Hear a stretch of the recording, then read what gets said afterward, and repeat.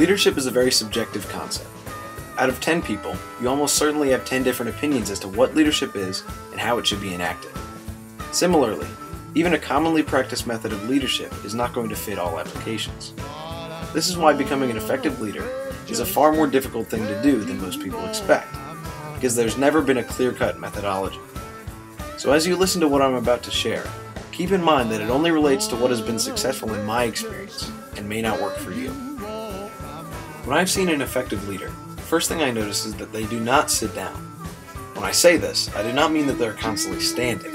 I mean that they are actively participating in the task that is at hand. Military leadership that actively participates on the battlefield is the most obvious example, but it is apparent in many different applications. Dr. Reverend Martin Luther King Jr. actively participated in the nonviolent protests and endured many long nights in jail for his cause. While he was often responsible for the organization of the protests, he did not sit back and allow others to bear the entire burden. His enthusiasm and hard work at the most basic level demonstrates leadership by example, and is one of the most powerful tools a leader has. While it is important to work alongside those that you lead, it is also unreasonable to expect a leader to accomplish everything that may be asked of him with his own two hands. This is why you must strike an even balance between delegation and hard work. At one end of the spectrum, a leader attempts to take everything into his own hands and does not allow anyone to help, usually because he does not trust the quality of work they will do. While this will sometimes work if the project is small enough, it rarely is effective, often leaving other contributors feeling cast aside and disgruntled, as well as limiting the potentially beneficial contributions of those people. At the other end, a leader only contributes to the effort by sitting back and delegating tasks to those that he is leading.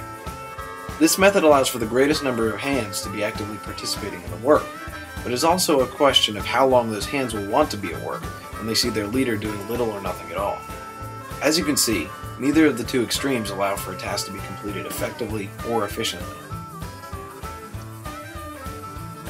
Finding this happy medium, while it is often difficult and requires large amounts of trial and error, is the key to leading an effective and motivated body of people. In my experience with the James River Marching Band, this is key to motivating people to put in the maximum possible effort. It is often easy to assume that holding the position of drum major does not have the physical demands that marching on the field does.